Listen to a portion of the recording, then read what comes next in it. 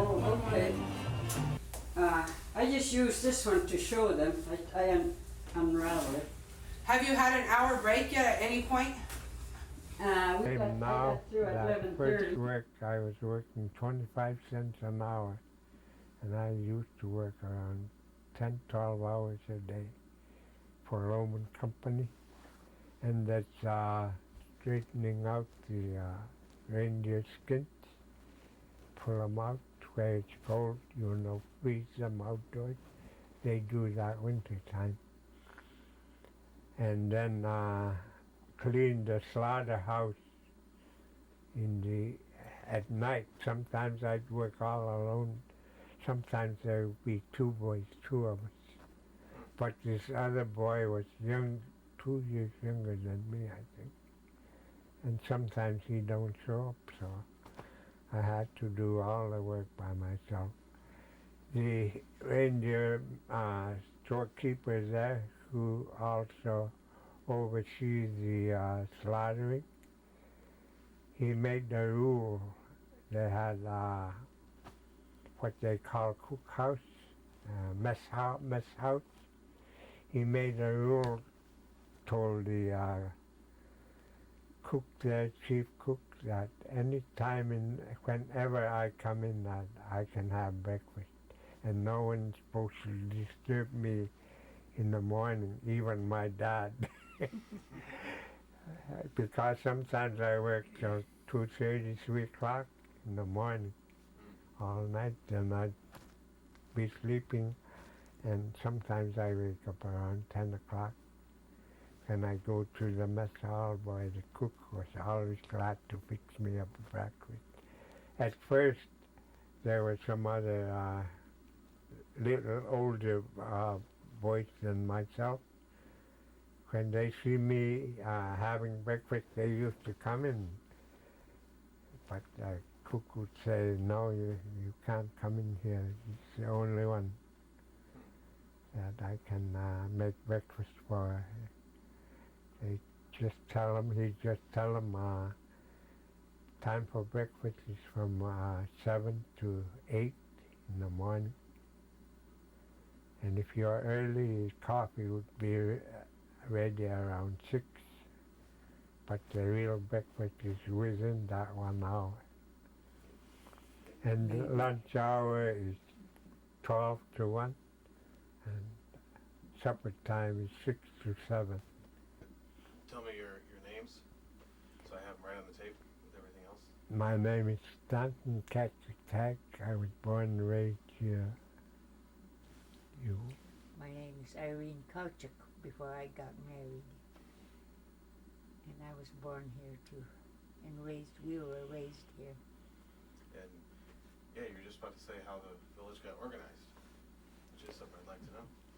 At first, they had what they call chiefs, like I think they still carry that in the interior.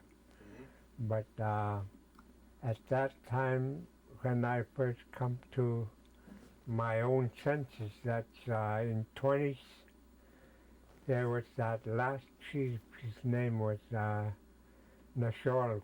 He was the youngest of 5 brothers, and he was the chief. And that chief was my mother's uncle. My mother's dad was his brother, but evidently my grandpa on my mother's side didn't have any boys, only just 3 girls. So, and when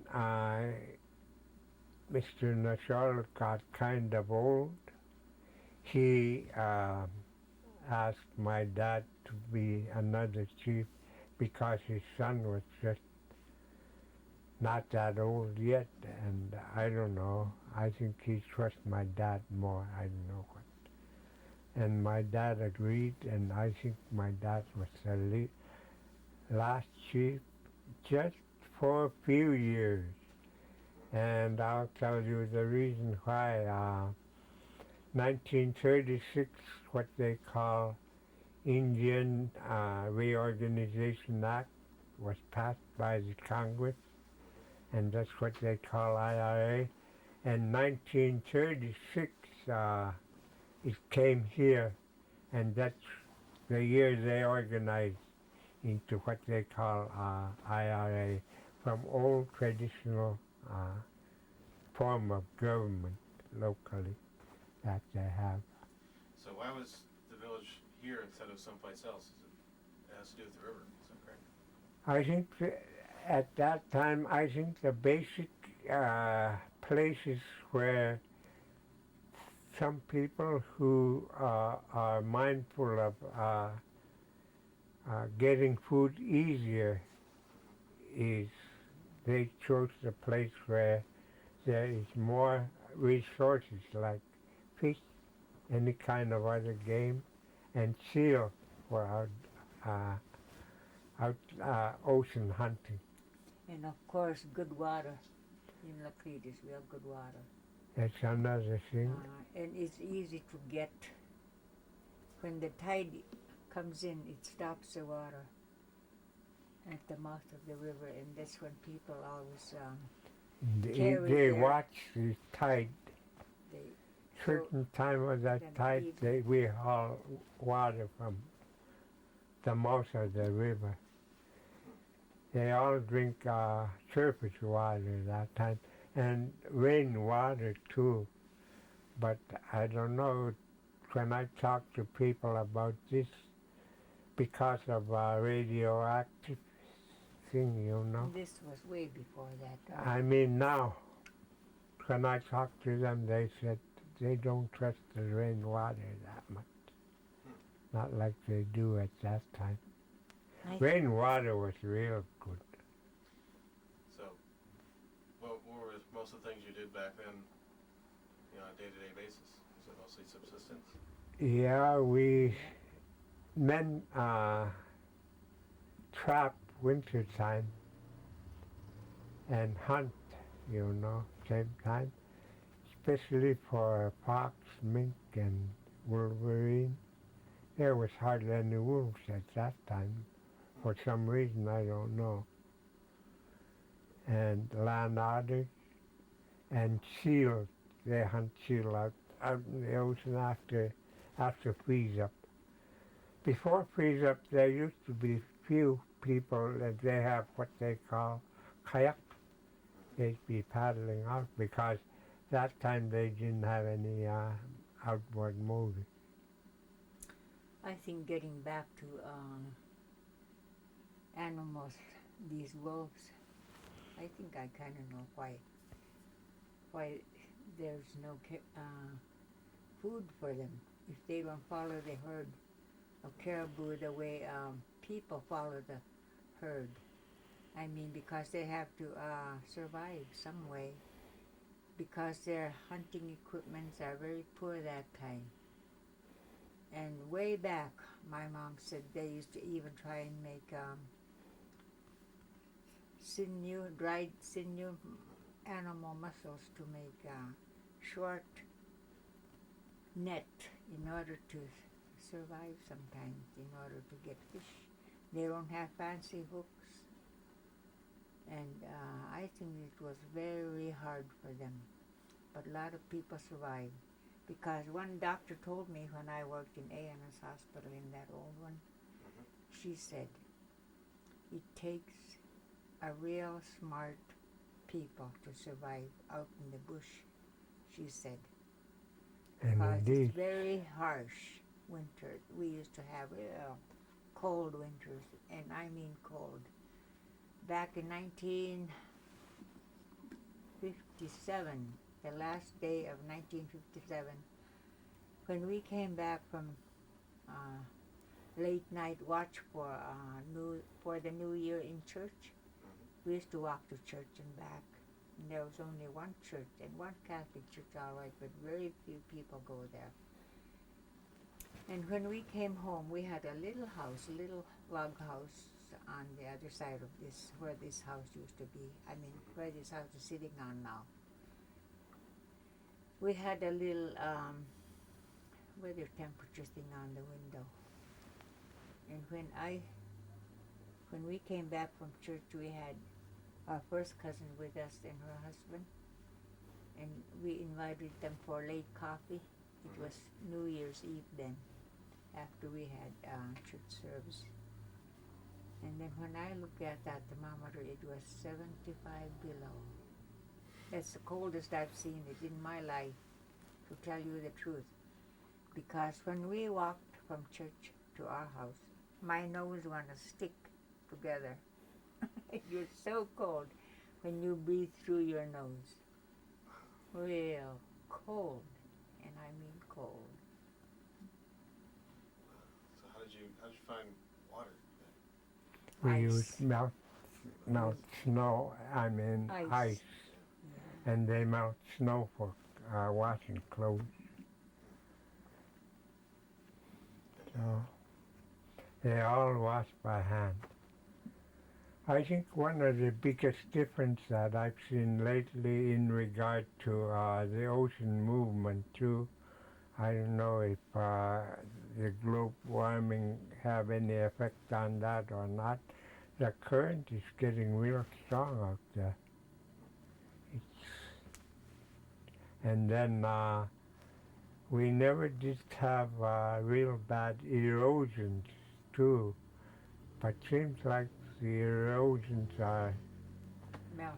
affecting here and there, not only in certain places. One other thing I'd like to mention too is we just came back from our camp, which is 25 dog trail miles up. It's farther than that through the river. We noticed, both her and I, you know, we spend years up there, summers and fall. It's one of two things. I believe that might be the reason why they're talking about this global warming. We can always see the hills from where we camp. You know what, believe it or not?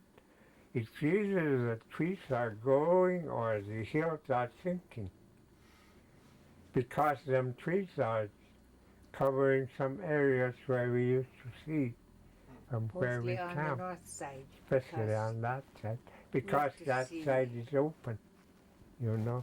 the north side the hills, we river. used to see them. But now the trees are hiding the trees. We really noticed that this summer. And I think too, before we get freezer, I used to really wish to have a freezer. When we're not too dumb anymore. See, we noticed that white people have freezers and all kinds of comforts, and I used to really wish we had one. 'Cause in one of those, some of those banks, river banks up there, if you see a new erosion, new soil that has gone down to the river, back of it sweats, and sometimes you see a little bit ice way under, what they call permafrost. And then when that kind is melted, then they erode When they again. get to the permafrost, it doesn't take long. Even the hillside, you know, by Sarah, it really goes down because it's all permafrost. It's mostly mud and clay. That's where the ice is. Right under the bank, right under the topsoil. We used to see ice. And then when the warm sun, especially this summer, the sun is extra warm to us. We noticed that. Some cabins up the river, the erosion is getting real close to them. It falls and falls. Even some of it in our area where our house is. Yeah, it's happening more Facing than the it used to. sun, yeah. The current, you know, the rivers have, I don't know, a way of changing channels. You know, especially when erosion cuts through, say, kind of a bank, that affects the whole river below and even above. the current changes. The power of the current effect. Real strong, It especially would be real strong there, and even so different way down and way up. Just one cut. just one cut will change the Flow flow of the of the whole river. whole river. Yeah. There used to be a big, just like frying, shape of a frying pan in part of the river, and real narrow at the, just like a handle of the frying pan. We used to pull the boat on a big bend, and then finally this man, that old man Atchabak, Yeah, in North River. in Unalakleet too, I heard in No, that in North River, in North and River. something started that handle like piece of land, and this big island, it looked just like frying pan, and then when the handle, just like handle of a frying pan, started, it cut right through there. We don't go around no more. If there's high water in the spring or after lots of rain, especially in August, we have real high water in the river. This happened while we were kids. He was camping with us, our camp right here, out, and then my uncle farther up. And this man, almost all the men used to have what they call kayak. And what he used to do is get in his kayak and then go in North River. And we find out later what he did. With a plain shovel, he'd been make a ditch from other side all the way, and it wasn't very wide. And he told my dad and few others why he was doing that, and they were laughing at him because there were a lot of trees there, you know. Spruce trees, big heavy trees, Yeah. and they said, he can't make river, you'll never, they just But thought it he was funny. succeeded. But when the river rise up high, it started to flow through that little thing and age up, and pretty soon when the river raised real high, some trees just flop out. At first it was even hard to Believe. go through the cut there. We still had to go around because the current was real bad and there were a lot of big snags, you know. But in time they all wash away, and that big bend become a lagoon. So, one thing that someone mentioned to me was the Covenant School. Tell me how that started, and then how it closed down. I think the very first time when it started was children's home, and then later they started a small school, and then I think after the war, was it? I think It was after the war. after the war the they children's home Big- started, I think, almost the same time the Second Yeah. World War started. and they start the high school after the war. And at the same time, the KICY was organized, you know, the radio station. And at times, especially after I hear these rock and roll music and everything, I was in what they call ECCAC board, Covenant Regional Board. I was a member at that time, and I was one of the two. The other one is no longer active in church, Henry Michelle Ryan. I talked him in because the vote was closed. What they did was they were short of money and they said they have to close one of the two, either KICY or the high school, Covenant High School. So I talked him in and I said I'm going to vote He went out. to keep Maybe the he high did. school, to Okay. close the high school and keep the radio station. And so that was the vote.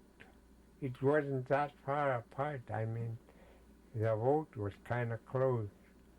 But they wanted to keep the KICY. And that's how come the Covenant High School closed. It was because of money was hard to get. I think they were having problems from collecting money from the parents of students too, to help with the tuition. And so they closed the Covenant High and kept the radio station. Now, how's the village different after the school closed and when it was open? Well, some start leaving, but the children's home that we're talking about now, it wasn't the first children's home either. My mother, when they were orphaned, this was in 1900s, 18, around there. After that real bad flu, a lot of children were orphaned. And it was all over the state they stay. And it affected everybody, every little village. And so the first missionaries that came from Sweden started that first children's home when our parents were really young. And they were just, I don't think they're even in their teenage years when my mom's parents both died. My grandma-to-be, my mother's mother, died of that, some kind of flu they had all over. And then not too long after that, when they settled here in Unalakleet, because my grandpa, whom I've never seen before, they were living in Saint Michael, and there were 5 children. And their father was bringing them summertime, month of July, I can tell, because when my mom told this story, which is true story, they landed the other side of that Tolstoy point. A lot of people know where Tolstoy is. It's this side of Gulf Soviet. I think when it's either maybe my grandpa was noticing maybe that she wouldn't last too long in the boat, in the little boat. They were rowing, he was rowing with the children, and then they stopped in that little creek, real good, had real good water where people used to go seal hunt springtime. They call it quick. That means a little creek, but it's a real good creek. And they stopped there, but my grandma died right there when they stopped. And my grandpa, whom I've never seen before, left the body there. They don't bury them no more. Before this, they just put them on top of the ground. They don't know how to bury that time before the missionaries came. And they left her body. And my mom and her younger brothers wander off. This is how I noticed that it was month of July. When she told, I visualized the salmon berries. Their father told them not to have. They're not ripe yet, but they were red on top. My mom said these salmon berries, before they ripe, they look like apples, exactly like apples, nice red, without being, before they were ripened. and he told them not to eat those because they'll have real bad stomach ache if they eat too much of that without seal oil. So I can tell from just what she said that it was month of July. That's how salmon berries look like.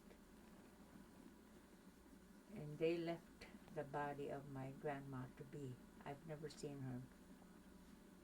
So what happened after that?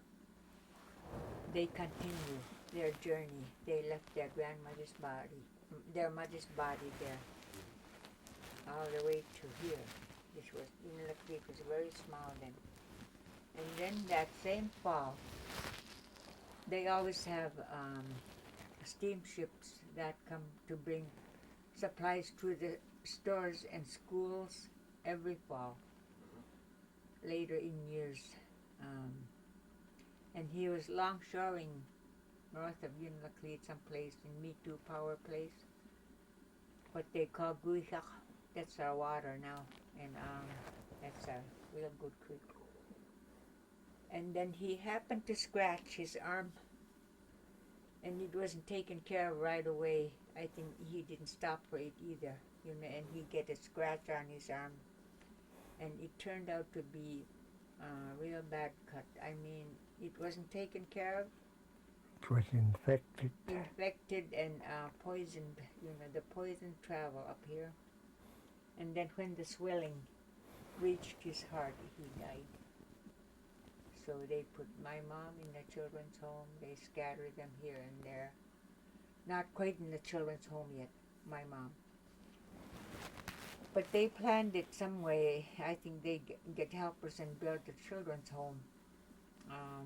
Not too far from that old mission over there.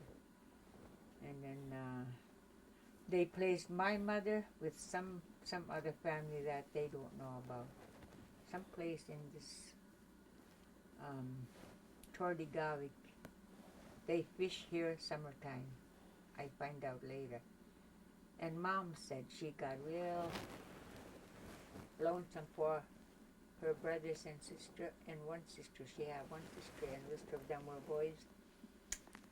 And so one evening, the tide always go way down, way down. She noticed, she planned in her mind that she's going to go back to Unalakleet here from that, where they placed her. She was real lonely. She was real lonely. I don't blame her. She didn't want to be separated, I think, from her brothers and sisters. So, without them knowing, the people that adopted her, she started running. And she said she ran all the way to here. And then when people noticed that she was here, they placed her in the children's home, first children's home in Unalakleet.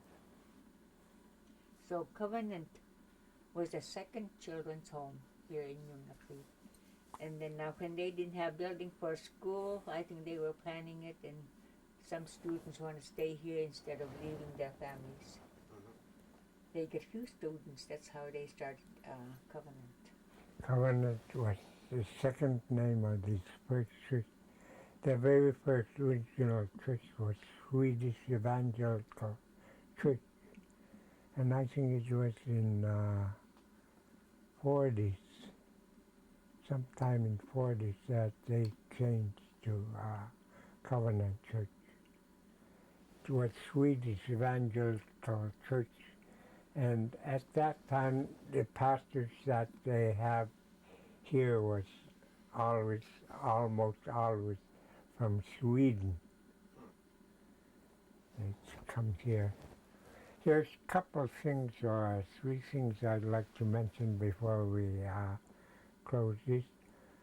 One of the things is in regard to subsistence and how they take care of their economy in regard to subsistence food here. This is something that I miss lately.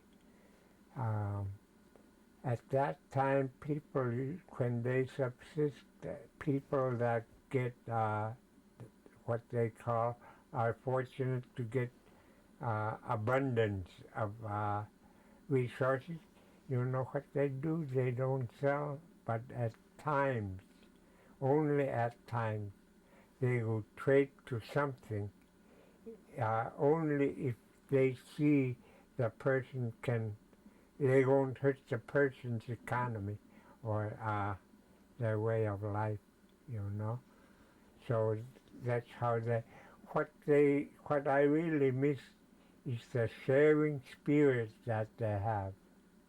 I think for that reason too, the families, the families, were real close together at that time. I always say, and I'll repeat now, our families, and that's one thing I'm proud about our family members. We're close to each other. In regard to some families, I don't know, I can never understand when they don't seem to care for each other. One of the other things that I'd like to mention is when we were growing up,